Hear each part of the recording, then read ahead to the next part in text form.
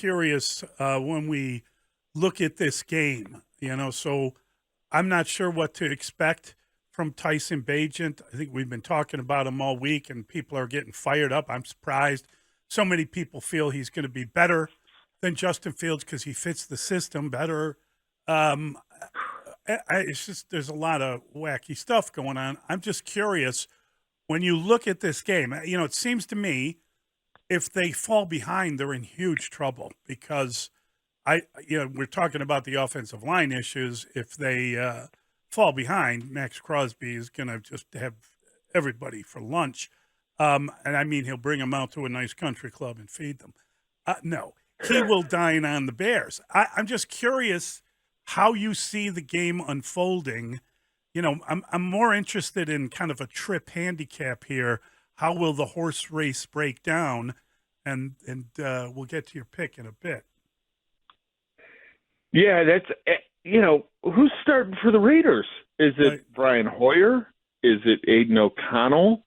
And how do they go about things? It's a couple days away from kickoff, and you're looking at it, and you're like, I've got no idea what the hell's going to happen here. Not like we ever know how it's going to go, but a lot of times you get to Friday, guys, and you have a feel for what the flow of the game might look like what the couple key strategies on both sides are going to be like. And when you've got so many unanswered questions at this point, what will Tyson Bagent look like? Who will play quarterback for the Raiders?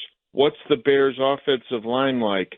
And you don't know, why can't Josh Jacobs, who steamrolled everyone last year, even get it out of second gear this year? So it's difficult. If Aiden O'Connell plays, that could be a really good thing for Davante Adams, guys. O'Connell started back in week 4 against the Chargers, okay? And LA ended up winning that game 24-17. And I thought O'Connell was okay in talking to people, 24 of 39, 238 yards. He didn't have a touchdown, and he did have an interception. But the Josh McDaniels game plan was awful in terms of protection for a rookie and some of the play calling. O'Connell sacked 7 times. The Chargers front with Khalil Mack and Joey Bosa just feasted on him. But he targeted Adams. Aiden O'Connell targeted Davante Adams 13 times. Okay, that's the only start that O'Connell's had this season, perhaps prior to Sunday. 13 targets for Davante Adams, 8 catches for 75 yards. He also was throwing the ball to Josh Jacobs a lot, and I would assume 2/3 of them at least are probably checkdowns, but 11 targets for the running back, 8 catches for 81 yards. So Jacobs hasn't been running the ball this year, but I think I mentioned on Wednesday he has had some productivity out of the backfield as a receiver. Now, O'Connell, with all those hits he took, did fumble 3 times, lost 2 of them. You would think maybe they would turn back to the young guy instead of ex-Bear Brian Hoyer, because O'Connell generated a heck of a lot of buzz in preseason, guys. Right. Completed more than 69% of his passes. They had him out there a ton. The Raiders threw 99 passes in preseason, and 62 of them were by O'Connell. So he was the main guy playing in preseason. 482 yards, 3 touchdowns, no picks, just 1 sack. But as you know, and everyone, passer rating of almost $110. Preseason's a completely different animal than the regular season, and it seemed like the combination of the Chargers' pressure and a faulty strategy and game plan by Josh McDaniels put him in harm's way too much back in that Week 4 game. So who gets more targets on Sunday? Davante Adams, who publicly asked for them, or DJ Moore who doesn't do that? And who's the wide receiver coach or quarterback coach or offensive coach in charge of telling Tyson Bagent between series, after every series, throw the ball to number 2?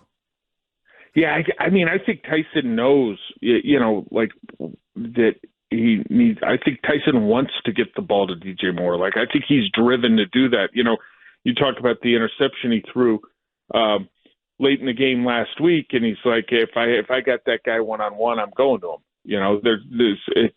He acknowledged the error in sort of the process, but he's like, the thinking is rock solid, and it's what I'm going to do every time. I don't know how O'Connell's wired. Okay, I haven't talked to him before. Game flow is going to dictate who gets more targets, right? I mean, the team that can get some first downs and stuff. But I would think they both get a whole bunch of targets in this game. It only makes sense. But man, I mean, you like this.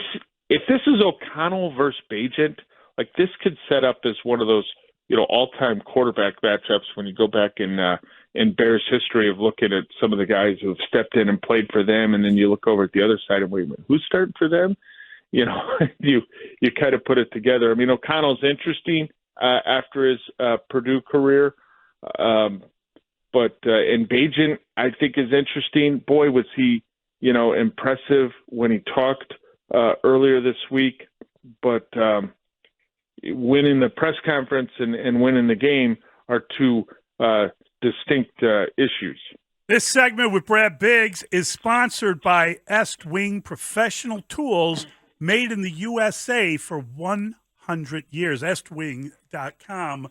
Brad, we played some of the Luke Getzy talking about the first play of the game, and he wasn't shy about saying what Fields was supposed to do.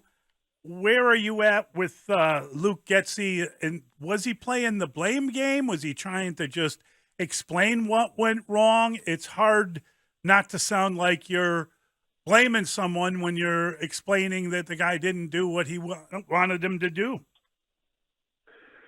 You talk to anybody that understands passing football, offensive football, quarterback play, that the sack, the hit to the back of the head are on Justin. Okay, they're in empty formation. Justin knows what formation they're in. You see what the Vikings are presenting at the line of scrimmage, and you know that if the number of purple guys that are right there in front of you are coming, there's going to be someone that's unaccounted for. Like, it's just count them up. You got 5 to block for you, and they've got more than 5 right there.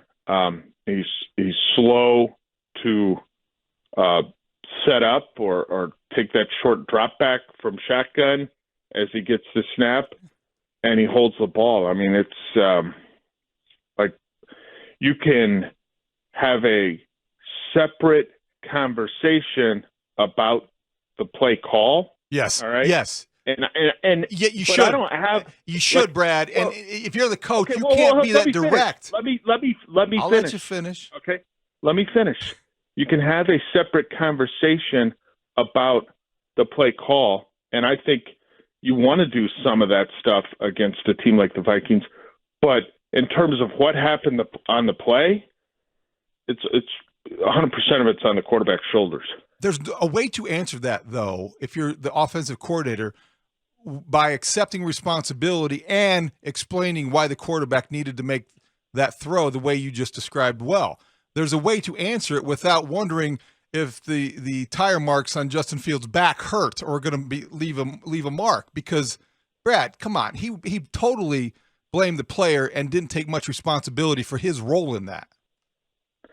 I mean, this is like, guys, I talked to a quarterback yesterday, and he brought it up. He brought up the first 3 to 5 plays of the game for the Bears, and he was astounded, and he said, it's like it's QB 101. Like, he said, it's so basic and rudimentary that it just blew him away. blew them away. Like, so I mean, I don't think Luke backed up over Justin on this. I think this was just, it was terrible. It was terrible. You know, I mean, let's and it's the kind of stuff that it's happened way too often. Way too often. Brad, great work on your quarterback story today. That was a great read, and really appreciate how hard you worked on that. You went to North Carolina and talked to May, and you went to the Notre Dame game, and you got all the stuff on Caleb Williams. It is just it's like a really good overview of where the Bears are at and the options coming forward. And I couldn't help but think, with Justin Fields in the thumb, and now we're getting ready. David's opened the agency. We're talking about where we're going to go with these quarterbacks. I mean, it's so Bears. It's just so Bears. It's been years. Yeah, but this could be. You never know, but this could be so different for the Bears if this opportunity where you look at potentially where they could be in the draft. Everyone knows if the draft was held based on the standings right now, they'd be picking 1 and 2. This could be a chance to follow up. Old Sid is Troy Aikman referred to him when I talked to him a long time ago about the Bears issues. You know, guys, I was talking to Aikman, and I said, you know, why in the name of leather helmets does Sid Luckman still hold, you know, all of these passing records? Why is he the franchise quarterback in Bears history? And he kind of looks at me and he's chuckling. He's like, well, yeah, somebody's got to do it. Might as well be old Sid.